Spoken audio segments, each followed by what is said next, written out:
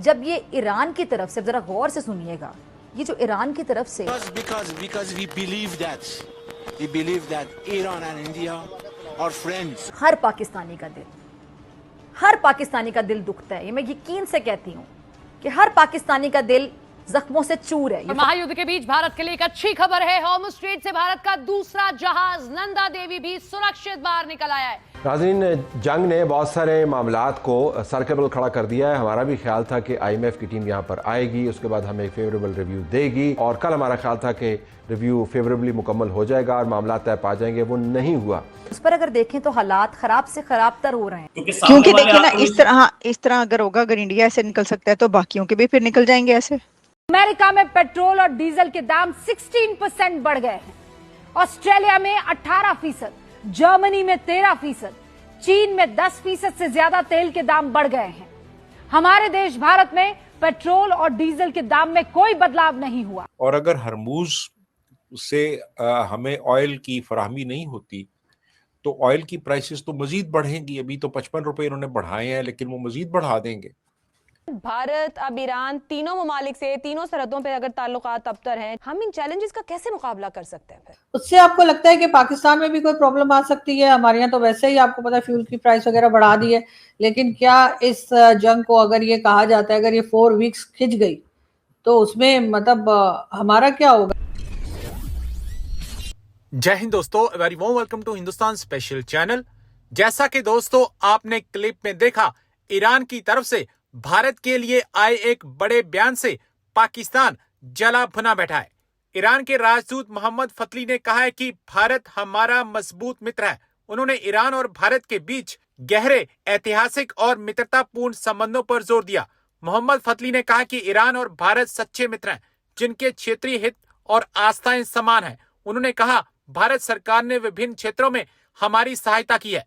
America Israel के हमलों को लेकर ईरान के राजदूत ने कहा कि हमारी स्थिति मजबूत है। दोनों देशों के साझा हित क्षेत्रीय शांति और विकास को मजबूत करेंगे। ईरानी राजदूत का बयान ऐसे समय में आया जब पूरी दुनिया में हॉर्मुज़ स्ट्रेट से होने वाले ईंधन परिवहन की चर्चा हो रही है। ईरानी राजदूत का यह बयान वर्तमान वैश्विक तनाव के बीच भारत ईरान संबंधों की मजबूती और भविष्य में गहरा होने का संकेत देता है। हॉर्मुज़ स्ट्रेट से भारत के जहाज निकलने शुरू हो चुके हैं। भारत के अब तक 3 जहाज स्ट्रेट ऑफ हॉर्मुज़ से निकल चुके हैं। उससे आपको लगता है कि पाकिस्तान में भी कोई प्रॉब्लम आ सकती है? हमारे यहाँ तो वैसे ही आपको पता है फ्यूल की प्राइस वगैरह बढ़ा दी है, लेकिन क्या इस जंग को अगर ये कहा जाता है, अगर ये 4 वीक्स खिंच गई तो उसमें मतलब हमारा क्या होगा? क्योंकि हम तो पहले ही एक डिफेंस पैक्ट करके बैठे सऊदीया के साथ, तो क्या सऊदी हमें नहीं कहेगा कि आप ईरान को रोकिए? देखिए, यही हमारे लिए इस वक्त एक बहुत बड़ी परेशानी की बात है कि हम ना तो सऊदी अरेबिया के साथ और गल्फ कंट्रीज के साथ बिगाड़ सकते हैं, और ना ईरान के साथ, और ना अमेरिका के साथ। तो हमें बड़ा बैलेंस रखना है अपने फॉरेन रिलेशंस में। एक लंबी चौड़ी मुलाकात हुई है चंद घंटों की बिन सलमान जो क्राउन प्रिंस हैं उनके साथ। तो अब बात यह है कि सऊदी अरेबिया ने $5 अरब हमारे स्टेट बैंक में रखवाए हुए हैं। सऊदी अरेबिया हमें डेफर्ड पेमेंट्स के ऊपर ऑयल देता है। हमारी बहुत सी जो माशी मुश्किलात अब तक रही हैं उसमें सऊदीया ने हमारा बड़ा साथ दिया है। दूसरी तरफ ईरान है। ईरान के साथ हमारा बॉर्डर लगता है। तकरीबन कोई 20% शियाज हैं पाकिस्तान के अंदर, और उनकी अपनी हमदर्दियां जो हैं वो ईरान के साथ हैं। और अगर ईरान डिस्टेबलाइज होता है तो उसके असरात पाकिस्तान पे भी पड़ेंगे। यहाँ पे हो सकते हैं रिफ्यूजीज आए इस तरफ। और ईरान इस वक्त स्टेट ऑफ हरमूज को कंट्रोल कर रहा है, और हमारी आप ये देखें कि 80 to 85% जो ऑयल की सप्लाई है वो स्टेट ऑफ हरमूज से होती रही है, जो कि अब इन्होंने कोई याम्बो एक दूसरी पोर्ट है रेड सी पे सऊदी अरेबिया की, जो कि काफ़ी दूर है। अब ये उनके साथ तय हुआ है जी कि अब ऑयल वहाँ से आया करेगा, लेकिन इससे पहले जो हमारी मेजर सप्लाई लाइन थी वो तो हरमूज थी। और अगर हरमूज से हमें ऑयल की फराहमी नहीं होती तो ऑयल की प्राइसेस तो मजीद बढ़ेंगी। अभी तो 55 रुपए इन्होंने बढ़ाए हैं, लेकिन वो मजीद बढ़ा देंगे। तो ये जो हालात हैं, ईरान के साथ भी हमें बहुत देखभाल के चलना है, सऊदीया के साथ भी कोशिश हमारी गालिबन यही है कि किसी तरीके से हम कोई बीच बचाव कराएं, इनके साथ कोई आपस में सुलह सफाई हो जाए।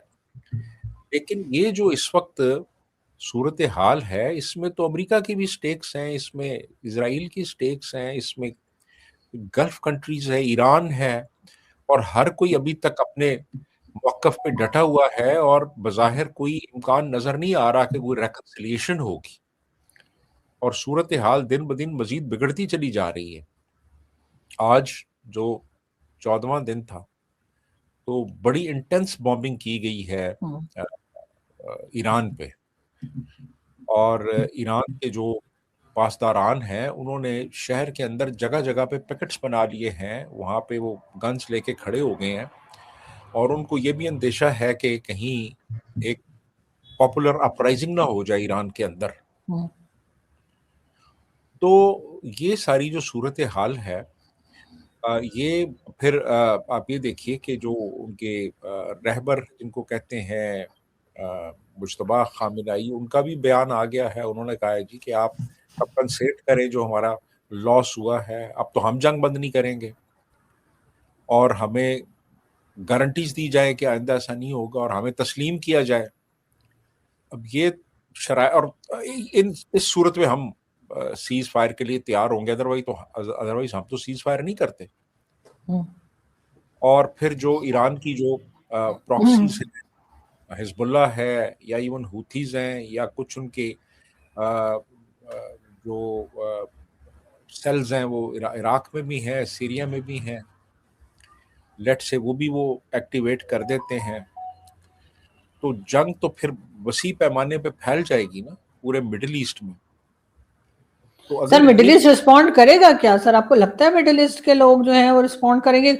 सऊदी का तो समझे कि हमारे साथ डिफेंस पैक्ट है, तो वो तो हम सीधे सीधे फंस जाएंगे, वो हमें कहेंगे तुम लड़ो जाके।